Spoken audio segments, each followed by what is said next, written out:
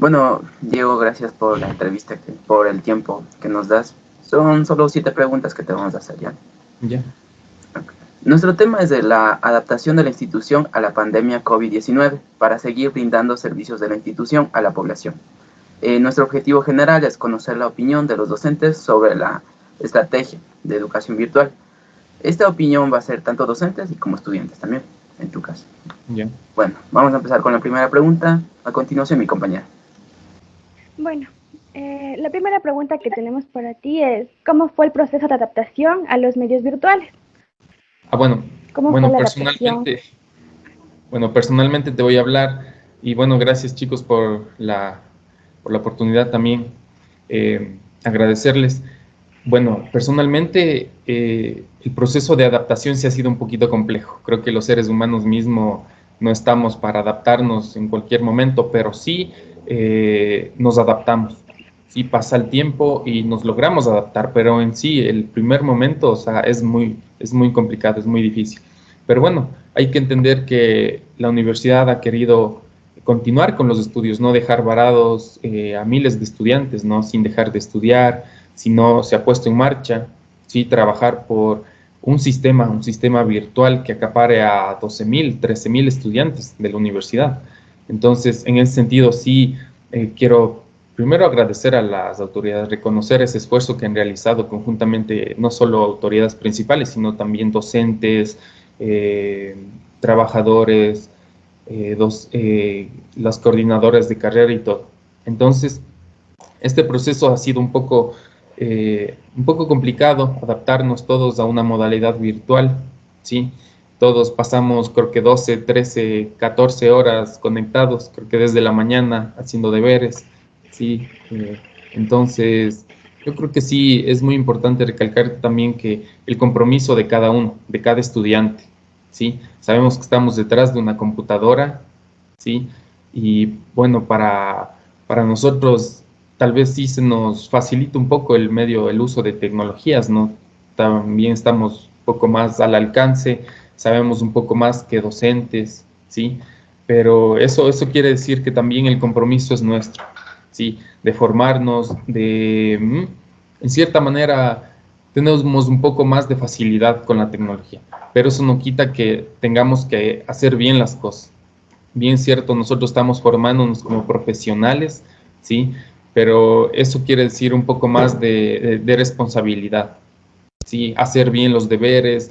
Un poco esto nos ha dejado una enseñanza de la modalidad virtual, el autoaprendizaje, que también nos han hablado nuestros docentes, ¿no? Que sí es muy importante y en estas épocas mucho más, o sea, se está viendo el autoaprendizaje. Nosotros mismos pasamos las horas clase y luego pasamos todo el día, todo el tiempo estudiando por nuestras cuentas, sí, haciendo deberes. Eso, queridos amigos. Bueno, gracias por tu respuesta. Tenemos otra pregunta. Muchas gracias. ¿Crees tú que esta nueva modalidad permitirá a nosotros los estudiantes a mejorar nuestras destrezas académicas? Ya, a ver, personalmente creo que sí hace falta muchas herramientas más para poder mejorar la enseñanza, ¿sí? Yo quiero hablarles de mi caso. Yo estudio una carrera que también es afín a la de ustedes, una carrera de salud, ¿sí? Y en ese caso todavía falta mucho por trabajar en algunas herramientas. Yo pienso que no es solo la parte teórica, sino también la parte práctica. Yo sé que también está planificado una parte práctica dentro de la organización, dentro de lo que está planificado para nuestros estudios, ¿no? Pero en realidad sí, ese contacto con el docente nos hacía un poco tener la confianza de preguntar cualquier inquietud que tengamos, ¿sí?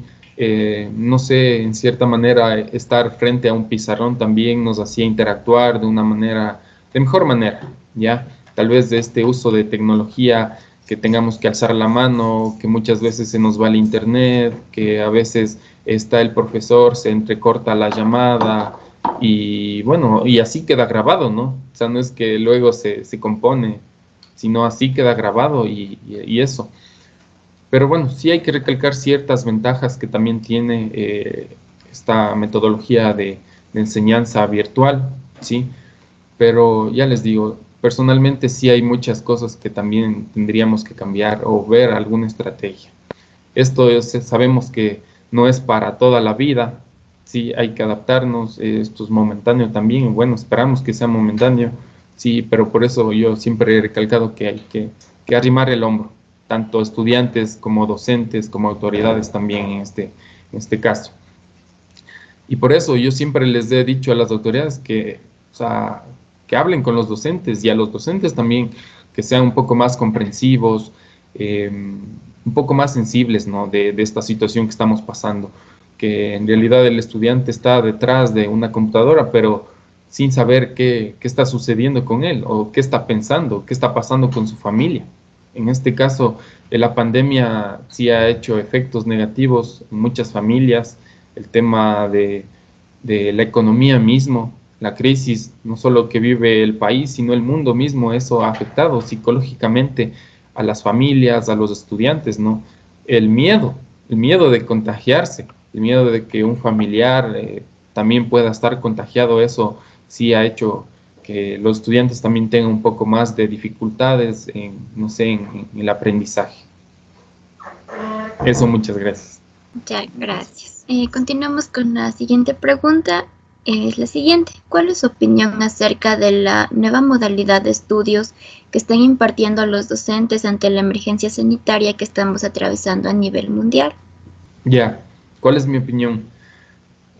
A ver, la verdad es que sí apoyo esta nueva modalidad, pero ya les digo, hay que hacer muchos cambios, hay que ponerse a trabajar en muchas otras herramientas, muchas otras estrategias que para un estudiante pueden ser de beneficio, puede ser de buena acogida, pero para muchos otros no. O sea, hablemos del tema de que muchos estudiantes ni siquiera tenían acceso a un dispositivo electrónico, ni siquiera tenían un plan de internet, ya tenían que estar yendo a un cyber, o sea, a donde un familiar, a donde los vecinos, para poder conectarse, ¿no? A las clases. Entonces, yo sí soy muy crítico y así debemos ser todos. No es que todo está bonito y que gracias, sino, o sea, primero reconocer el esfuerzo y luego decir, sí, hay que trabajar, no está bien del todo. Tenemos que nosotros, los estudiantes, que somos los, los partícipes, o sea, los implicados, ¿sí? En el estudio, nosotros mismos debemos decir, a ver, ¿está bien o está mal? ¿Y qué es lo que debemos cambiar? Hacer propuestas. Y en ese caso, nosotros como dirigencia estudiantil, me permito hablar en representación de todos los estudiantes, hemos hecho propuestas a las autoridades, ¿sí? Que bueno, yo pediría también que se extienda un poco el plazo de este semestre, sí, que es atípico, porque bueno, yo en mi caso tengo 2 materias y esas 2 materias las curso, claro, por este primer bimestre, pero me están metiendo a full la materia, o sea, a presión, ya, todos los días estoy conectado haciendo deberes, trabajos, pero aún así no me alcanza el tiempo, no me alcanza el tiempo porque el anterior semestre sí que estábamos de manera presencial, a mis compañeros que están en un nivel superior, ellos no alcanzaron a culminar todo el contenido de la materia. Y eso en los 4 meses y medio de clases. Y peor a mí que estamos en una modalidad virtual, que estamos, no sé, con la mitad del tiempo. O sea, le dividieron en 2 bimestres y en esos 2 bimestres tengo que acabar una materia o 2 materias en mi caso, pues sí ha sido un reto muy grande y eso no me gusta mucho, pero sí es la presión que nos están metiendo el contenido y eso no es así. Yo digo, o sea, una materia debería considerarse también o sea, extenderse, ¿no? O sea, sea el caso y sea la necesidad de los estudiantes. Si yo no estoy aprendiendo bien, o sea, yo tengo que ser franco y decir, no, no estoy aprendiendo y necesito más tiempo, necesito que no se dé así como se están dando las clases, a presión. Eso, no sé si me faltó algo por acotar. No, ahí ¿Me está. avisas ya? Ahí está bien. Ya. Gracias. Sí. Bueno, continuando con las preguntas, mi pregunta es, ¿Crees que los métodos de enseñanza que utilizan los docentes son los correctos para llegar a los estudiantes con la información y por qué? Ya, ¿qué métodos sería para mí los más estratégicos para que puedan llegar a los estudiantes? De cierta manera, no podemos decir que hay muchos. Ya, las clases virtuales, bueno, estas charlas magistrales por esta plataforma Teams, sí ha sido de gran ayuda. Quiero recalcar aquí que muchas otras universidades no cuentan con la plataforma Teams, ¿sí? O con el Microsoft 365. En ese caso han tenido que implementar a última hora, ¿sí? Porque muchas clases se lo han estado realizando de manera, o sea, virtual, por llamadas, por Zoom también podría decirse, pero con un número limitado de tiempo y de integrantes dentro de la reunión. Así que, bueno, una estrategia sí, pienso sí estaría bien estas clases por Teams, sí, pero a la vez, no sé, mediante foros igualmente virtuales, o sea, yo digo, la relación que tenga el docente con el estudiante, esa es la mejor. O sea, la confianza que tengan. Chicos, a ver, vos, ¿qué no entiendes? A ver, ya. Entonces él, así con mucha confianza con el profesor, le diga, mire, profe, esto no entiendo, o esto pasa, no sé si me podría ayudar en tal tema, o explicarme de una mejor manera, ¿sí? Porque, a ver, los profesores que, claro, tienen también un tiempo, ¿no? Y eso hay que estar muy claros. O sea, no podemos estar todo el tiempo llamándole, escribiéndole al profesor, diciéndole, profe, ayúdeme en este otro, no entiendo. O sea, no. Sino también hay que saber que hay tiempos. Hay tiempos y el profesor lo único que puede, lo único que hace pues es explicar, no sé, enviar videos, enviar alguna información un poco adicional, ¿sí? Para que complemente ese contenido, ¿sí? Pero a ver, yo digo también un poco más, no sé, en confianza que tengan los docentes con sus estudiantes, ¿sí? Esa confianza, yo creo que esa es, no sé, una herramienta para mí un poco más importante que también la clase, que el estudiante sea muy sincero y diga, a ver, profe, yo no entiendo esto, explíqueme, no sé, de alguna otra manera, yo en las clases no le entiendo, o de manera personalizada también, ¿no? Que un estudiante puede entender a la perfección, sí, pero otro estudiante en cierta manera tendrá un grado de dificultad por entender, entonces ahí toca trabajar, o sea, no de manera generalizada,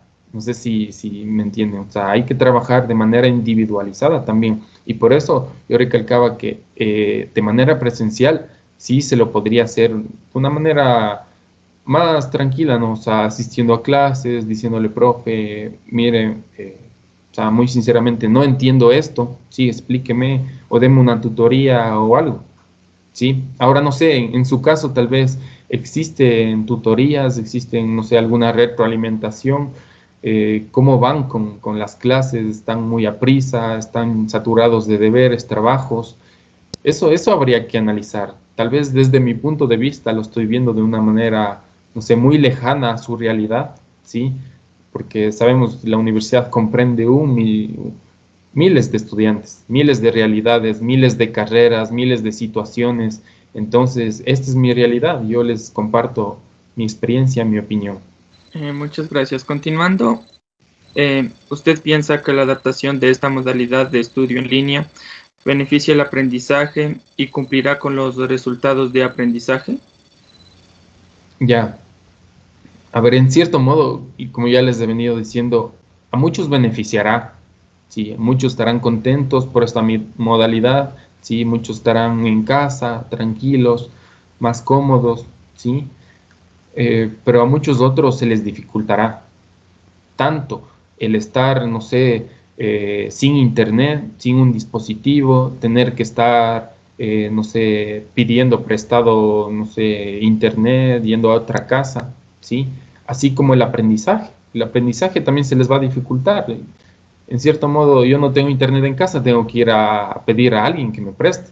Y eso también es una dificultad que el estudiante va a tener para estar enfocado en la clase, para estar tranquilo, para no tener, no sé, algún inconveniente y estar más atento, más enfocado en la clase y en el aprendizaje, ¿no?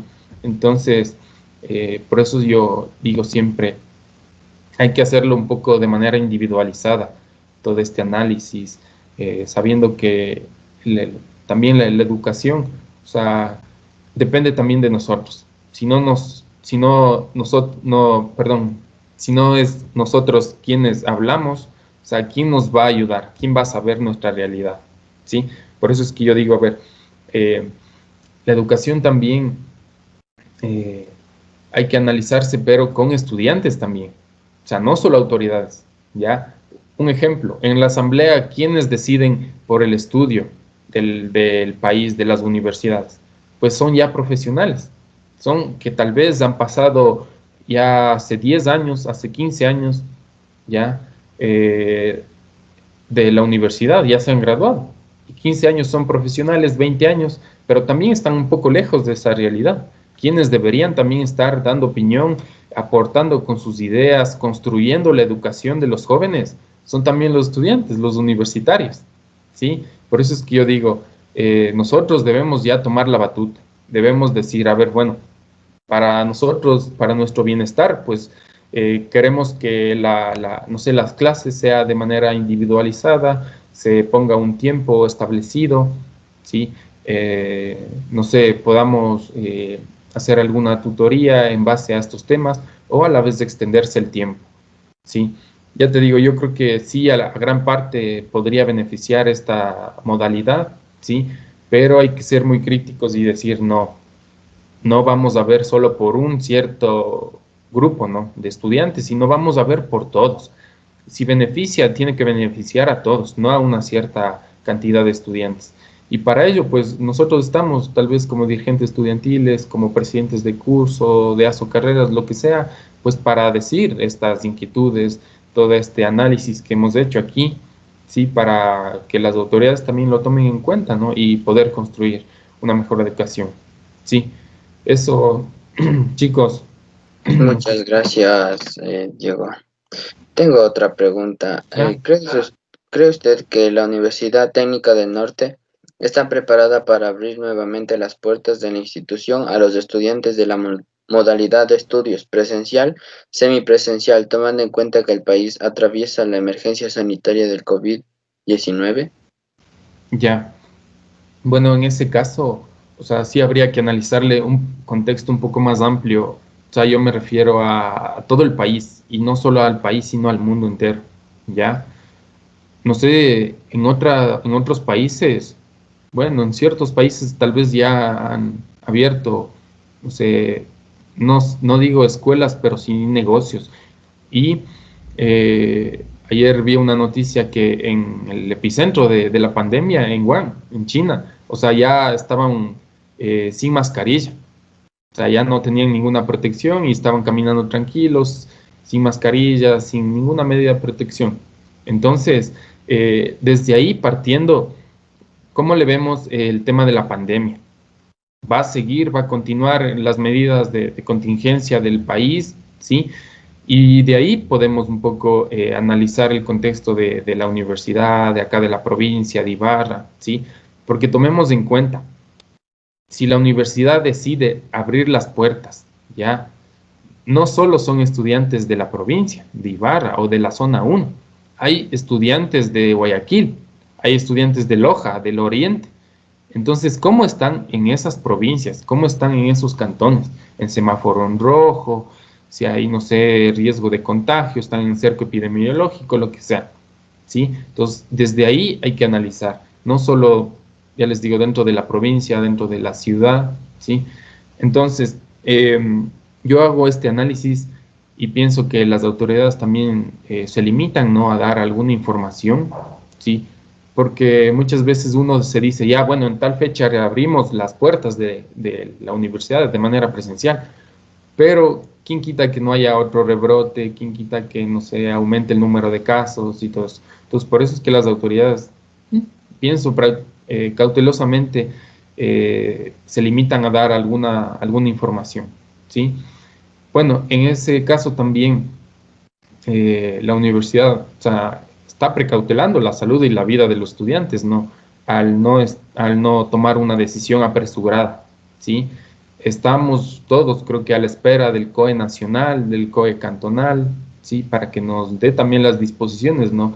En decir, bueno, han bajado el número de casos, de contagios, ya se ha reducido, estamos un poco más controlados, ¿sí? La pandemia se ha controlado un poco más, entonces ahí puede decir el COE ya, no sé, las medidas de cuidados también, porque no vamos a pensar que estamos todos libres, o sea, ya que la mascarilla no vamos a utilizar, eso yo creo que sí va a durar mucho más tiempo, ¿sí? Iremos a clases presenciales, pero con mascarilla y con medidas de protección, ¿sí? Eso. Y las autoridades no van a decir, bueno, ya el próximo semestre a clases presenciales, sino tienen que analizar junto con el COE, ¿sí? Y eso, imagínense, si vamos a dar la prueba, es un ejemplo nada más, si las disposiciones estaban en dar una prueba presencial, si al final del semestre, y si un estudiante se contagia, ya, y por mala suerte se muere, o sea, ¿a quién le van a echar la culpa? A las autoridades, a la universidad. Entonces, quién está como muy comprometida en dar esas disposiciones? Pues son las autoridades, ¿sí? Y en ese caso, nosotros también debemos ser críticos y decir, bueno, si es que hay contagios, también no podemos llamar a todo mundo de todas las provincias y decir, vengan nomás a dar la prueba presencial, que ya estaba establecida, que ya estaba dispuesta, ¿sí? Por eso es que hay un poco que analizar, yo digo, desde el contexto mundial, ¿sí? Eso, chicos. Entonces hay que esperar las disposiciones del Ministerio de Salud también, cómo van los números de contagios, del COE nacional y las disposiciones también de acá de la provincia. Eso, chicos, yo no quiero, o sea, así muy sinceramente, les digo, no quisiera pues tener todo este próximo semestre que vendrá a clases virtuales. Obviamente todos ya me imagino que querrán regresar a la universidad, no sé, a las prácticas también, que tanto nos hace falta. Ese es un componente que no hay que olvidarse, muy, muy importante para la formación de estudiantes y más aún de los profesionales de la salud. Sí, ese creo que es el acompañamiento, ¿sí?, más importante del estudio, de la formación académica del estudiante, del profesional de salud, ¿sí? Un ejemplo nomás, y no quiero desviarme del tema ni hacerles tal vez larga la conversación ni la entrevista. Siempre me han dicho, casi el más del 60%, más del 70%, tú aprendes en el internado, aprendes en la rural, así. Y no solo de una experiencia, ya les digo, de muchas experiencias, de muchos amigos, de muchos conocidos también. Entonces aprovechen esos espacios sí, de prácticas, de formación, de estar en contacto con el paciente, porque ahí es verdaderamente o sea, el aprendizaje, ¿sí? Ya en el contexto, ya palpando ahí toda esa realidad. Eso, chicos, así que, bueno, yo también felicitarles por, no sé, cumplir esta tarea, este deber que se les haya encomendado y eso. La última pregunta, Claro. retomando el contexto de la anterior pregunta, ¿tú crees que con las normas de bioseguridad que manifiesta la OMS en lo que respecta al lavado de manos, el uso de gel antibacterial y el uso exclusivo de la mascarilla, se podría retomar las clases normalmente en nuestra universidad? Desde mi punto de vista, yo creo que sí hay que, de aquí en adelante ya cambia la vida, cambia, no sé, un poco el estilo de vida de la humanidad. Ya no vamos no sé, ¿cómo sería? A tener la misma confianza, ¿no? O sea, en decir, bueno, salgo sin mascarilla y saludo a cualquiera. O sea, eso también es una problemática, porque yo no sé si tiene el virus cualquier otra persona, si está contagiada, no sé si es asintomático, lo que sea, pero yo ya no voy a tener la misma confianza de coger y saludar a otra persona que no conozca. No sé si ese es solo mi caso o es el caso de muchas otras personas, pero, o sea, eso también se vería mal, ¿no? O sea, porque si la humanidad está paniqueada, o sea, con el distanciamiento social, o sea, se afectaría mucho, ¿no? Las relaciones, en yo poder irle a visitar a cualquier persona y que me reciba de una manera que no esperaba, de una manera que muy cautelosa, no sé, muy preventiva, o sea, me voy a sentir mal yo, ¿sí? Y eso no solo hablando a otras personas, que no, a otras personas, sino en familias, ¿no? En amistades, que yo no he visto hace 4 o 5 meses a mi familia. Entonces, en ese caso, la universidad, pienso yo que debe analizar mucho el tema de los contagios, de cómo va avanzando, no sé, las vacunas. Sí, he visto que en estos últimos días han aparecido como, bueno, la vacuna, creo que el día de ayer la dio a conocer el presidente de Rusia, Vladimir Putin, ¿ya? Pero también de otras, no sé, de otros países, de China, de Inglaterra también y de Estados Unidos. O sea, hay muchas vacunas que están, digo yo, en proceso. O sea, el proceso de vacuna, primero, ya saben, es un poco coger la cepa, ¿sí? Y inocularla en animales. Es el primer paso. Y si el animal pasa esa prueba, no le hace efecto, bueno, la vacuna y todo eso, la que hayan establecido, pasa a una segunda fase que ya sería en humanos, pero en un grupo más pequeño. Ese grupo más pequeño pasa a esa fase y ya sería un grupo más grande. Sí, el grupo pequeño estaríamos hablando de unas 100 personas máximo. El grupo más grande estaríamos hablando de unas, no sé, 10.000, 12.000 personas, ¿sí? Y pasa esa fase y ya es solo la tercera fase y ya solo iría a la fase, o sea, de réplica, ¿no? De la vacuna. En este caso, yo digo, creo que de aquí en adelante no podemos olvidarnos del uso de gel, el lavado de manos continuo, las medidas de prevención, no sé, el estornudar, pero tapándose la boca, cubrirnos con, no sé, el pliegue del codo, ¿sí? ¿Qué más? El uso de mascarilla, de guantes también, o sea, yo creo que cada uno ya es responsable de cuidarse, ¿sí? Y en ese caso, la universidad, pienso, estoy muy seguro tiene, perdón, un protocolo de seguridad, ¿sí? Un protocolo de prevención, y en eso han estado trabajando, ¿no? Para que puedan de alguna manera pues reintegrarse ciertos grupos, ciertas áreas de trabajo. Un ejemplo sería el área de, no sé, de mantenimiento y el área de limpieza a la universidad, ¿sí? Porque no vamos a poder retomar todas las actividades normales, no presenciales, pero sí ciertos grupos que necesita, no sé, hacer un aseo, una limpieza, una retoma, no sé, de la luz eléctrica, del agua potable, lo que sea, en la universidad. Entonces sí, la universidad tiene ese protocolo y en eso se está trabajando. Pero para la retoma, para retomar las, no sé, clases presenciales, sí habría que analizar un contexto un poco más amplio. Un ejemplo, las estadísticas del COE, el número de contagios y cómo va a nivel mundial la vacuna, ¿sí? Eso, no sé si hay algo más. Bueno, a ver, déjenme un poco pensar algo. Sí, los estudiantes mismos deben, o sea, así el docente, así la autoridad diga, bueno, tranquilos chicos, vengan nomás sin mascarilla, vengan nomás a clases y sin ninguna medida de protección, sin gel, sin nada, y ya, todo tranquilo, ya están puestos la vacuna y todo. O sea, no, ni así puestos la vacuna, pienso yo que deberíamos cuidarnos, ¿sí? Hasta no decir, bueno, ya tengo toda la inmunidad completa y si yo ya quiero el virus, pues mi organismo mismo se encarga de eliminarlo. Ahí ya podría estar seguro. Pero sepan que este virus, o sea, vamos a vivir, o sea, de aquí muchos años con el virus, ¿sí? Hasta que se puedan hacer estudios un poco más serios, más largos, ¿sí? Y bueno, eso nomás quería acotar. Bueno, Ya. muchas gracias. Y bueno, en nombre de mis compañeros queremos agradecerte por brindarnos este espacio y colaborarnos con esta entrevista, porque esta es de gran ayuda para nuestra educación.